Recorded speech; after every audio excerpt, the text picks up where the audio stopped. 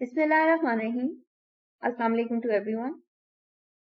Welcome to online class of Financial Statement Analysis and Valuation. Today we are conducting our 14th lecture and I am your instructor Sayyida Arooznaz. Class आज के session के अंदर हम sessional paper जो आपका था उसको discuss करेंगे, क्योंकि बहुत सी कॉमन मिस्टेक्स जो आपने की हैं वो आपको बतानी है इस पेपर के अंदर, और वही आपकी मार्क्स डिडक्शन का रीजन बनी है। तो जो फर्स्ट क्वेश्चन इस पेपर के अंदर था वो एक कंपैरेटिव बैलेंस शीट के पर्टिकुलर्स आपको दिए गए थे और आपको हॉरिजॉन्टल एनालिसिस करना था। 5 कंपोनेंट्स थे जिनका आपने कंपैरेटिव एनालिसिस, उसको चेंज एनालिसिस उसका करके और फिर आपने उसकी परसेंटेजेस निकालनी थी। और इस क्वेश्चन के अंदर बहुत ही कॉमन मिस्टेक कि जहां पे जो नेगेटिव वैल्यू है आपने उसके साथ या तो उसको ब्रैकेट के अंदर लिखें या उसके साथ माइनस का साइन लगाएं।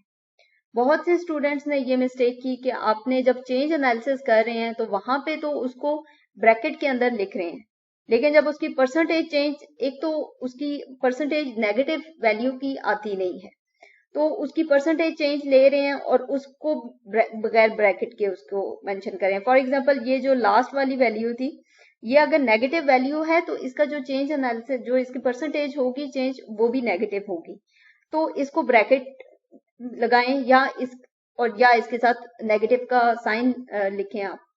और सेकंड मेजर मिस्टेक कि आप परसेंटेज के साइन को लिख ही नहीं रहे किसी वैल्यू के साथ। जहां पे परसेंटेज की वैल्यू है उसके साथ उसका परसेंटेज का साइन मेंशन करें, वहां पे आप उसको मेंशन नहीं करें।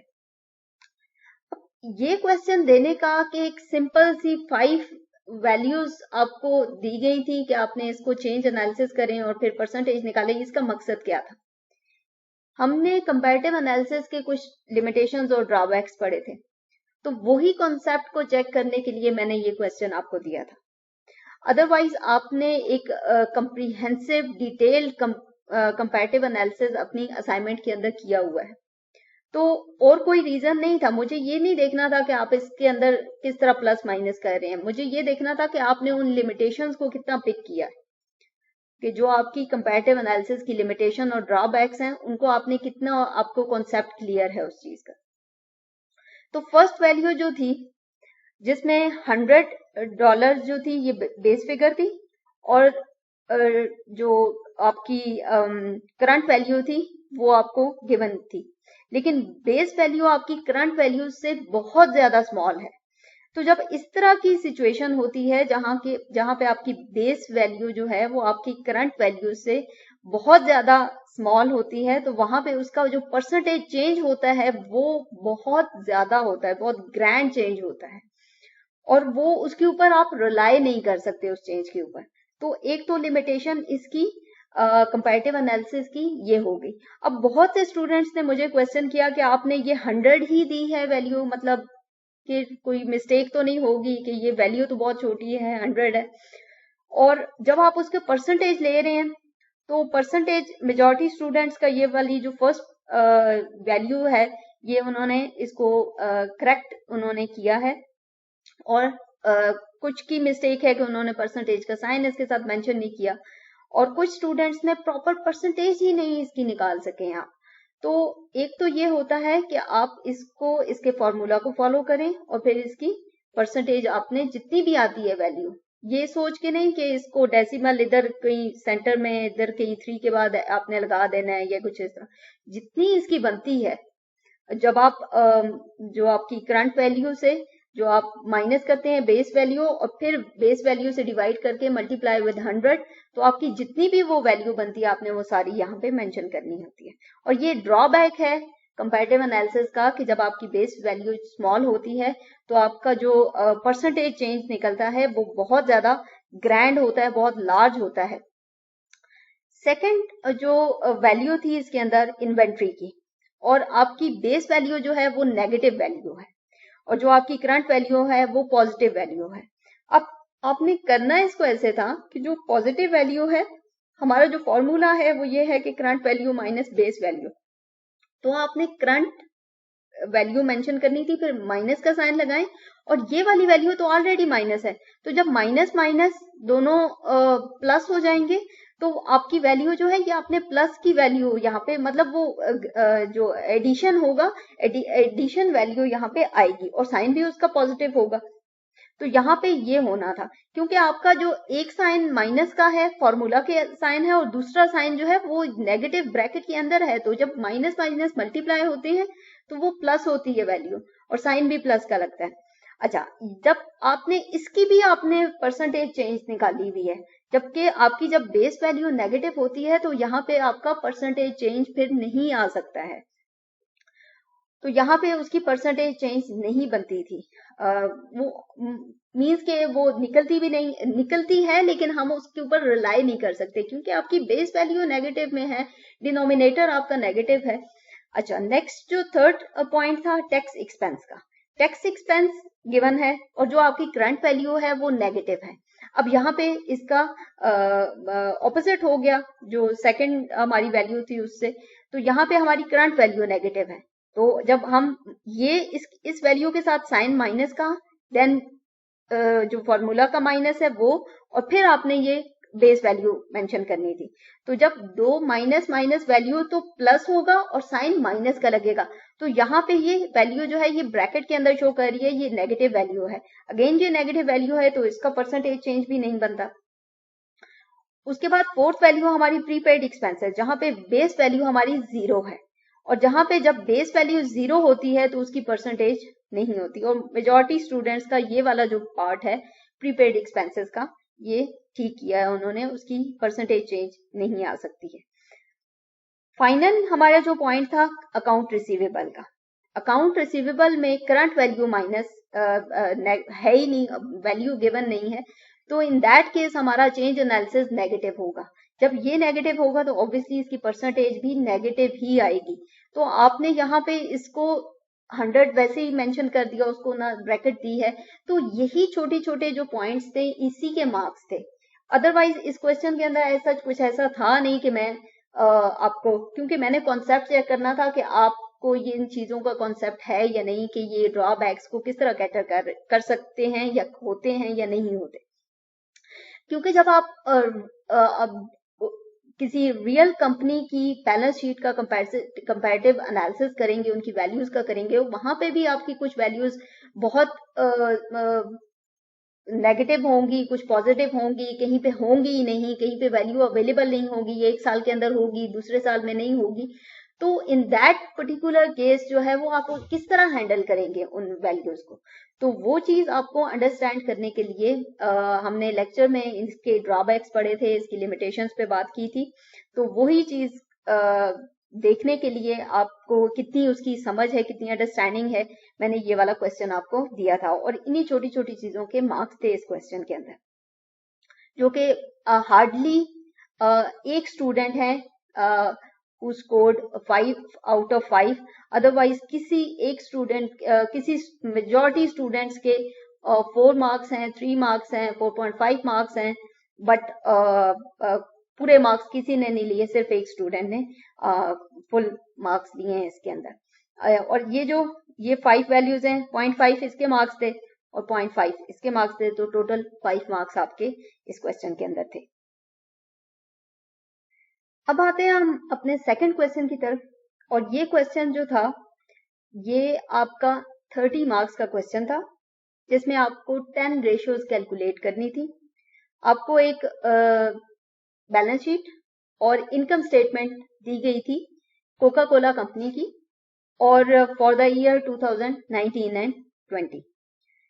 अब बैलेंस शीट का जो आपको प्रोवाइड की गई थी वो 2 सालों की थी, और जो आपकी इनकम स्टेटमेंट थी वो 1 ईयर की थी, क्योंकि हमने इन रेशियोज के अंदर पढ़ा था कि जब आपका एक कंपोनेंट इनकम स्टेटमेंट का होगा और दूसरा कंपोनेंट बैलेंस शीट का होगा, तो बैलेंस शीट वाला जो कंपोनेंट होगा उसका हमने एवरेज लेना है।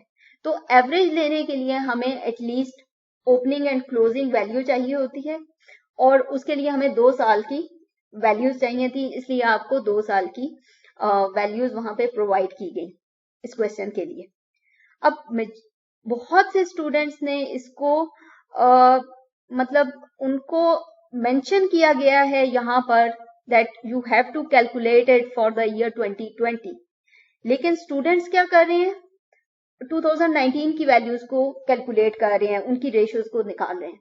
अब मैंने ये तो नहीं कहा था कि आप 2019 की भी रेशियोज को कैलकुलेट करें और फिर बाद में फिर आप इस तरह, मतलब आप खुद ही मिस इंटरप्रेट कर रहे हैं चीजों को, आपने क्वेश्चन को प्रॉपर पढ़ा नहीं है या आपने मिस इंटरप्रेट कर रहे हैं उसको, और आप 19 की भी रेशियोज कैलकुलेट कर रहे हैं और 20 की भी कैलकुलेट कर रहे हैं और फिर कह रहे हैं कि पेपर बहुत लेंथी है, जबकि पेपर इतना लेंथी नहीं था, आपने जस्ट 10 रेशियोज कैलकुलेट करनी थी।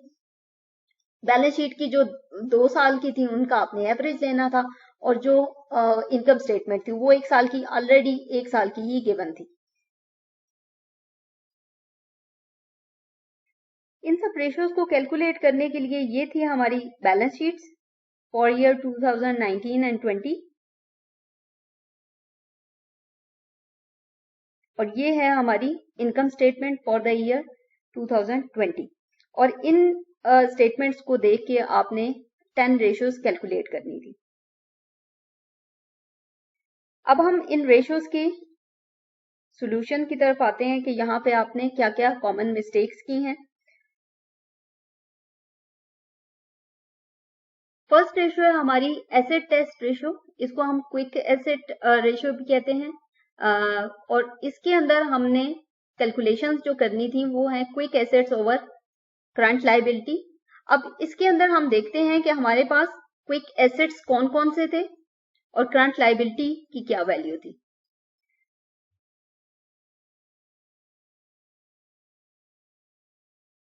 फॉर द ईयर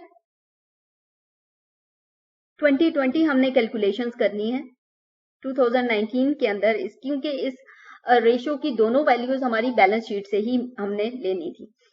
तो हमने क्विक एसेट्स जो कंसीडर करने थे, सबसे पहले हमारे पास है कैश एंड कैश इक्विवेलेंट्स, जिसकी वैल्यू है 6795।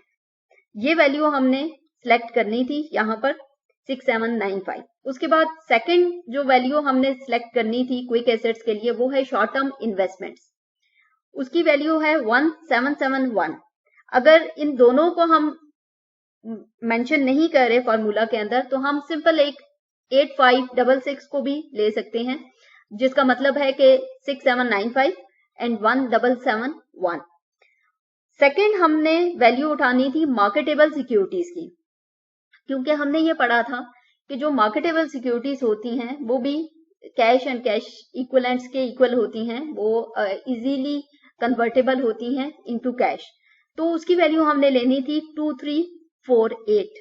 तो ये जो 4 वैल्यूज बनती हैं 6795, 1771, 2348, ये वैल्यू हमने लेनी थी इसके लिए क्विक एसेट्स को कैलकुलेट करने के लिए। उसके बाद हमने ये देखा कि ट्रेड अकाउंट रिसीवेबल्स, जिसको हम अकाउंट रिसीवेबल्स भी कहते हैं, यहाँ पे ट्रेड अकाउंट रिसीवेबल लिखा है, ट्रेड रिसीवेबल्स भी कहते हैं, इसकी वैल्यू हमने उठानी थी, ये भी क्विक एसेट है 3144। और ये 4 वैल्यूज जो हैं इनको हमने लेके एज अ क्विक एसेट, और इसको हमने करंट लायबिलिटीज के साथ इसका कंपैरिजन या रेशियो निकालना था, और करंट लायबिलिटीज की वैल्यू जो है वो है हमारे पास 14601 टोटल करंट लायबिलिटीज। अब इसके साथ हमने इसकी डिवीजन करनी थी, इसको डिवाइड करना था, तो हमारे पास आंसर जो आना था वो था 0.96, विच मीन्स दैट कि आपका जो करंट लायबिलिटीज हैं वो आपके क्विक एसेट्स से 96% आप कवर कर सकते हैं, अपनी करंट लायबिलिटीज को अपने क्विक एसेट से 96% तक आपके कवर हो जाएंगे। तो ये आपने एनालिसिस इसका लिखना नहीं था, लेकिन जस्ट आपको समझाने के लिए मैं ये बात बता रही हूँ कि इस रेशियो की कैलकुलेशन के बाद इसका ये मतलब था। सेकेंड रेशियो थी हमारी कैश रेशियो, कैश या कैश इक्विवेलेंट रेशियो। तो उसके अंदर हमने जो वैल्यू लेनी थी वो थी first value cash and cash equivalents 6795, second value हमने लेनी थी 1771 शॉर्ट टर्म इन्वेस्टमेंट की, और थर्ड वैल्यू हमारी बनती थी मार्केटेबल सिक्योरिटीज की, क्योंकि हमने पढ़ा है कि इन्वेंट्रीज भी आपकी कैश के अंदर नहीं होती, ट्रेड रिसीवेबल्स भी आपके कैश रेशियो के अंदर नहीं होते, और प्रीपेड एक्सपेंसेस तो बिल्कुल भी नहीं होते। तो ये 3 वैल्यूज को हमने स्किप करना था और 3 वैल्यूज को हमने लेके और करंट लाइबिलिटीज के साथ इसको डिवाइड करना था। अगेन करंट लाइबिलिटी हमारी जो है 14601 है और इसके साथ हमने इसकी डिवीजन की, तो हमारे पास आंसर जो है वो बनता था 0.74। यहाँ पे इसकी कैलकुलेशंस देखें तो यहाँ पे इसका आंसर बनता था 0.74, विच मीन्स के हमारी जो करंट लाइबिलिटीज हैं वो हमारे कैश एंड कैश इक्विवेलेंट 74% तक अपनी करंट लाइबिलिटीज को बियर कर सकते हैं, उनको मैनेज कर सकते हैं।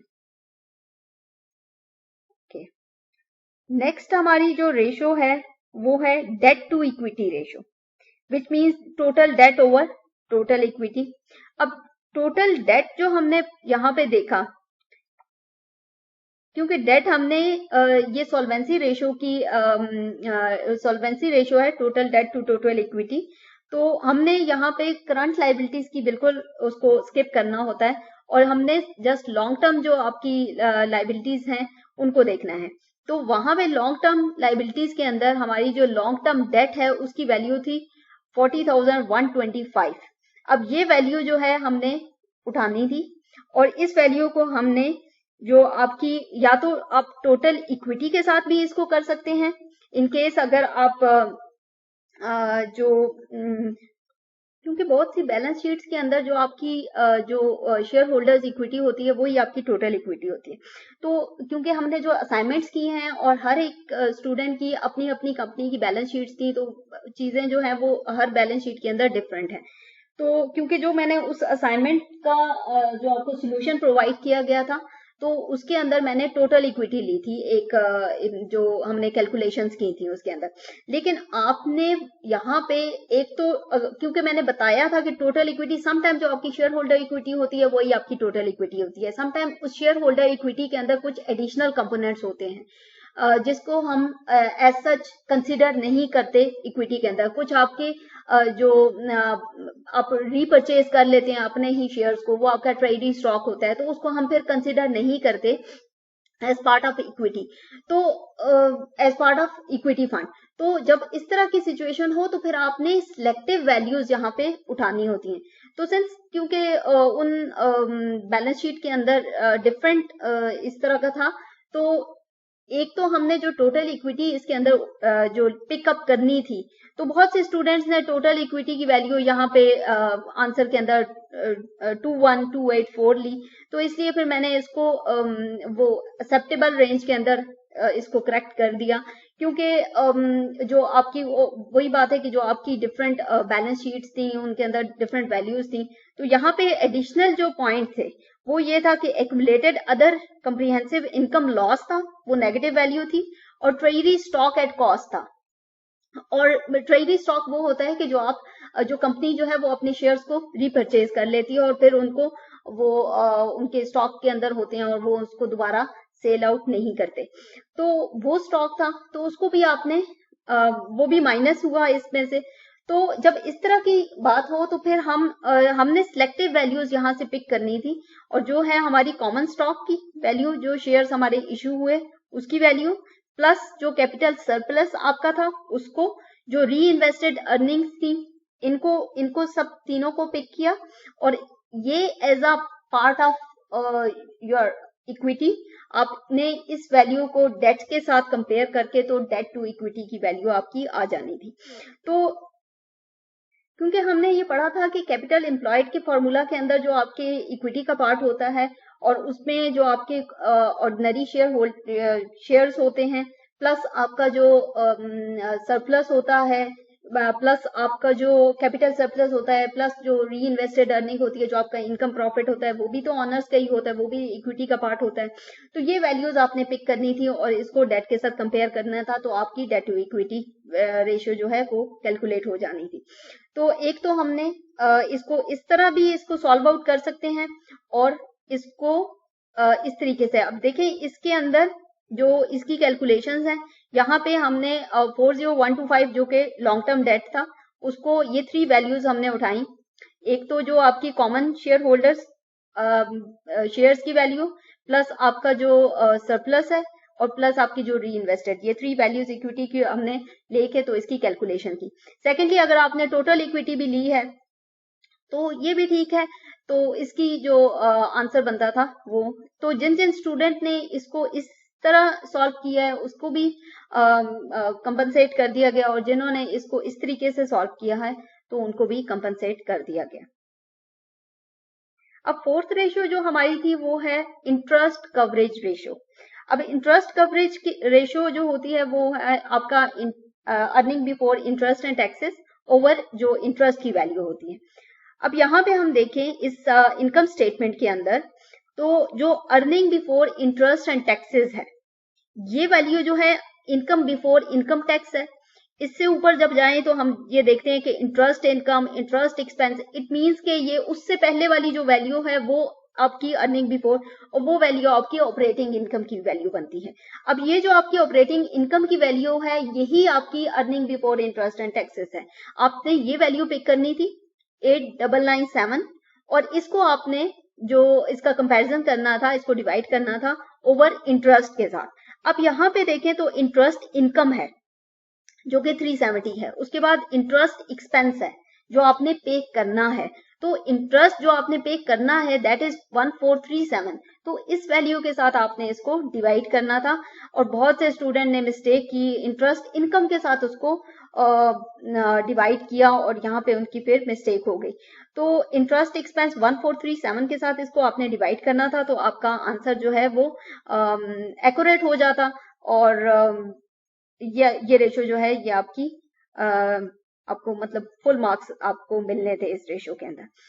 उसके बाद नेक्स्ट रेशियो है हमारी डेट सर्विस रेशियो। अब हमने ये डेट सर्विस रेशियो के अंदर ये देखा था कि earning after interest and taxes की वैल्यू, फिर उसके अंदर आपने इंटरेस्ट को एडअप करना है और फिर उसको इंटरेस्ट के साथ डिवाइड, और फिर जो आपकी इंस्टॉलमेंट की वैल्यू होती है उसके साथ। तो बहुत ही सिंपल थी ये वाली रेशियो भी।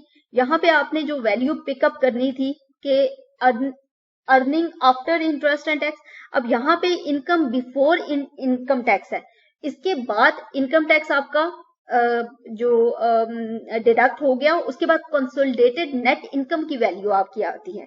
तो ये वो वैल्यू है जो कि earning after interest and tax की वैल्यू है 7768। इस वैल्यू से आपने, इस वैल्यू के अंदर आपने इंटरेस्ट की वैल्यू, इंटरेस्ट की जो अमाउंट थी उसको आपने वापस एडअप करना था, ये वो वैल्यू है 1437। इस वैल्यू को आपने एडअप करके और फिर इसी 1437 के साथ ही इसको डिवाइड करना था। और यहाँ पे हम ये देख रहे हैं हमारे पास और कोई इंस्टॉलमेंट की वैल्यू, कोई प्रिंसिपल अमाउंट कोई गिवन नहीं है, तो हमने जस्ट 1437 के साथ इसको प्लस भी करना था इसको, और फिर इसको इसी के साथ हमने डिवाइड करना था। तो यहाँ पे हमने 7768 प्लस 1437 ओवर 1437, तो हमारा जो आंसर था वो 6.4 आंसर था डेट सर्विस रेशियो का। और बहुत से स्टूडेंट्स ने अगेन यहाँ पे मिस्टेक की कि उन्होंने इसके अंदर 370 ऐड किया जो कि आपका इंटरेस्ट इनकम थी, तो वो आपको एडअप नहीं करना था। उसके बाद नेक्स्ट रेशियो है हमारी total asset to debt ratio. Total assets की वैल्यू हमने लेनी थी और टोटल डेट की वैल्यू लेनी थी। बहुत ही सिंपल थी ये रेशियो, और बहुत स्टूडेंट्स की इसके अंदर मिस्टेक थी। सिंपल, आपने टोटल एसेट की वैल्यू यहाँ पे उठानी थी 87296, ये वैल्यू लेनी थी, और जो आपकी टोटल डेट की बात जब भी आती है तो आपका लॉन्ग टर्म डेट, तो आपका जो लॉन्ग टर्म डेट की वैल्यू थी 40125, ये आपने लेनी थी, और आपकी ये वाली रेशियो जो है वो बहुत ही इजीली आप इसको सॉल्व आउट कर सकते थे। 87296 और 40125 और 2.17 इसका आंसर था। नेक्स्ट रेशियो जो है वो है operating expense ratio. Operating expense की value over net sales into 100, क्योंकि परसेंटेज के अंदर इसका आंसर है, तो ये प्रॉफिटेबिलिटी रेशियो है, इनडायरेक्टली आपकी प्रॉफिटेबिलिटी को मेजर करती है। तो ऑपरेटिंग एक्सपेंस आपने उठाना था। अब इस वैल्यू के अंदर आपने यहाँ पे भी इस रेशियो के अंदर बहुत से स्टूडेंट्स ने मिस्टेक ये की कि उन्होंने प्रॉफिट जो ऑपरेटिंग एक्सपेंस था उसकी वैल्यू आपने सही नहीं पिक की। अब जब हम देखते हैं कि ग्रॉस प्रॉफिट तक आपके डायरेक्ट एक्सपेंसेस इसके अंदर से माइनस हो चुके हैं। अब इनडायरेक्ट एक्सपेंसेस जो है सेलिंग, जनरल, एडमिनिस्ट्रेटिव एक्सपेंस, उसकी वैल्यू है 9731, और जो अदर ऑपरेटिंग चार्जेस हैं 853, ये दोनों आपने एडअप करने थे, ये दोनों ऑपरेटिंग एक्सपेंस हैं, तभी तो इसके एंड के ऊपर जब इसको माइनस करके उन्होंने ऑपरेटिंग इनकम लिखा हुआ है। तो ये मीन्स कि ये इनडायरेक्ट एक्सपेंसेस थे आपके, आपने इन दोनों को पिक करना था, इन दोनों वैल्यूज को लेके, और इसको आपने जो आपकी नेट सेल्स की वैल्यू थी, नेट सेल्स की वैल्यू यहाँ पे गिवन है हमारे पास, जो नेट ऑपरेटिंग रेवेन्यूज थे 33014, इसके साथ आपने इसको डिवाइड करके मल्टीप्लाई विद 100 करना था। सो यहाँ पे 9731 प्लस जो आपके अदर ऑपरेटिंग चार्जेस हैं 853, और इसको नेट सेल्स की वैल्यू के साथ डिवाइड करके 100 के साथ, तो ये आपका आंसर परसेंटेज के अंदर था। अब बहुत से स्टूडेंट्स ने इसको 100 के साथ मल्टीप्लाई नहीं किया, चले कोई नहीं, लेकिन अगर 100 के साथ मल्टीप्लाई करके भी आप इसको 32 लिख रहे हैं तो, और परसेंटेज का साइन नहीं डाल रहे, तो फिर आपके मार्क्स कटेंगे। तो जहां पे जो चीज आपको जिस तरह समझाई गई है तो उस तरह आपने उसको प्रॉपर वे के अंदर करना होता है। इसके अंदर मैथ्स हो और फाइनेंस हो, अकाउंटिंग हो, यहाँ पे किसी गलती की गुंजाइश नहीं है। आप एक 0 डेसिमल से इस साइड पे लिख देंगे तो आपका सारा फाइनेंशियल एनालिसिस रॉन्ग हो जाएगा। आप डेसिमल से एक 0 इस साइड पे लिख देंगे, सो 0 हैज पावर। आप इस बात को अंडरस्टैंड करें कि आपने जो भी वैल्यू लिखें, एक तो प्रॉपर उसको कैलकुलेट करें और फिर उसको लिखें, और अगर कहीं पे परसेंटेज है तो वहां पे उसको परसेंटेज का साइन दें, कहीं पे डेसिमल के अंदर वैल्यू है तो डेसिमल है तो उसको उसके अकॉर्डिंगली उसके साथ फिर आप, अगर फॉर एग्जांपल आप लिख रहे हैं 0.32 परसेंटेज और उसके साथ परसेंटेज का साइन डाल दिया आपने, और 0.32 परसेंटेज का मतलब और उसका मतलब और 32% का, there is a lot of change उन दोनों वैल्यूज के अंदर, कहां पे 0.32 और कहां पे 32%। तो आप जब इस तरह का वैल्यूज की कैलकुलेशन करेंगे तो आपका सारा एनालिसिस रॉन्ग हो जाएगा। अगर आप किसी को कहते हैं कि 32% राइज है और कहीं पे आप कहते हैं कि 0.32% राइज है, तो लॉट ऑफ चेंज। तो इस तरह जब ये वो सारी पॉइंट्स हैं जिसके ऊपर आपको मार्क किया गया है। अगर यहीं पे आपको रेक्टिफाई नहीं किया जाएगा तो आपकी जो अंडरस्टैंडिंग है इस सब्जेक्ट की, इस कोर्स की, वो बिल्डअप नहीं होगी। और इसलिए आपको मैं एक एक छोटी छोटी बात भी बता रही होती हूँ कि कहीं पे आपने किस वैल्यू का किसको डेसिमल के साथ लिखना है, किसको परसेंटेज के साथ लिखना है, और फिर आप उसको कौन सी वैल्यू नेगेटिव है। अब जब आप नेगेटिव का साइन नहीं डालेंगे, आप ब्रैकेट्स नहीं डालेंगे, तो इट मीन्स कि आपको जब आप उसको एनालाइज करेंगे उसके ऊपर आपने डिसीजन मेकिंग करनी होती है। हमने इस कोर्स का, इस सब्जेक्ट का मकसद ही है कि आपको अंडरस्टैंडिंग डेवलप की जाए कि कहाँ पे किस चीज की कितनी इंपॉर्टेंस है, क्योंकि आपने उसका एनालिसिस करके उसके ऊपर फिर आपने डिसीजन लेना होता है। तो ये वो सारे पॉइंट्स हैं जो आपको नेक्स्ट टाइम के लिए आपने इन चीजों का ध्यान रखना है। नेक्स्ट रेशियो की तरफ आते हैं तो ये है रिटर्न ऑन कैपिटल एम्प्लॉयड, जिसके अंदर जो आपने वैल्यू पिकअप करनी होती है earning before interest and taxes over total capital employed. अब इस रेशियो के अंदर भी बहुत कम स्टूडेंट्स ने इसको सॉल्व आउट किया और उनका जो आंसर था वो एक्यूरेट हुआ। अब इसको देखते हैं कि इसके अंदर हमने कौन कौन सी वैल्यूज पिक करनी थी। Earning before interest and tax, अब यहाँ पे देखें तो earning before interest and tax, again हमारे पास जो ऑपरेटिंग प्रॉफिट की वैल्यू है वही earning before interest and tax है, एंड दैट इज 8997। इस वैल्यू को आपने लेना था और इस वैल्यू को आपने टोटल कैपिटल एम्प्लॉयड, और हमने कैपिटल एम्प्लॉयड के फॉर्मूला के अंदर देखा था कि वो it's all about fix nature of capital, it's all about long term liabilities, it's all about long term equity, long term debt. तो जब वो कंपोनेंट्स आपने यहाँ पे पिक करने थे जो आपके कैपिटल एम्प्लॉयड के कंपोनेंट्स हैं। सबसे पहले तो आपकी जो इक्विटी का पार्ट था, यहाँ पे इक्विटी का पार्ट में देखें तो कॉमन स्टॉक जो आपकी अमाउंट थी 1760, इसको पिक करना था। उसके बाद अगेन आपका कैपिटल सरप्लस, ये वैल्यू, री इन्वेस्टेड अर्निंग, ये वैल्यू आपने पिक करनी थी, ये आपका इक्विटी का पोर्शन हो गया। उसके बाद जो आपकी कुछ डिडक्शंस हुई हैं उनको आपने स्किप करना था, और जो आपकी जो डेट साइड पे देखें तो लॉन्ग टर्म डेट जो आपका था तो वो वैल्यू थी 40125। अब ये 4 वैल्यूज को आपने पिक करके और इनको जो आपकी earning before interest and taxes की वैल्यू थी उसके साथ इसको डिवाइड करना था और मल्टीप्लाई विद 100, तो आपका जो आंसर था वो 7.1% आ गया। अब कुछ स्टूडेंट्स ने अगेन वही बात कि आपने वो टोटल इक्विटी वाली कि टोटल इक्विटी की वैल्यू जो आपने पिक कर ली, जिसके अंदर से आपने वो कुछ जो आपके ट्रेजरी स्टॉक की वैल्यूज थी वो माइनस होके तो आपकी टोटल इक्विटी प्लस आपका लॉन्ग टर्म डेट, तो इसको भी मैंने करेक्ट कर लिया इस वैल्यू को। जिन्होंने इस तरीके से इसको सॉल्व किया उनको भी मार्क्स दे दिए, क्योंकि जो आपकी अगेन वही बात कि जो आपकी असाइनमेंट थी उसके अंदर बहुत सी बैलेंस शीट्स ऐसी हैं जहां पे टोटल इक्विटी और जो इक्विटी फंड है और शेयर होल्डर इक्विटी वो सेम वैल्यू है, तो उनके अंदर कोई एडिशन या डिडक्शन एज सच नहीं है। तो इसलिए आपको, लेकिन आपने इसका करने का तरीका यही है कि आप कैपिटल एम्प्लॉयड के फॉर्मूला को फॉलो करें। आप देखें कि इक्विटी के कौन कौन से कंपोनेंट, कहां से आप कैपिटल लेके इन्वेस्ट कर रहे हैं।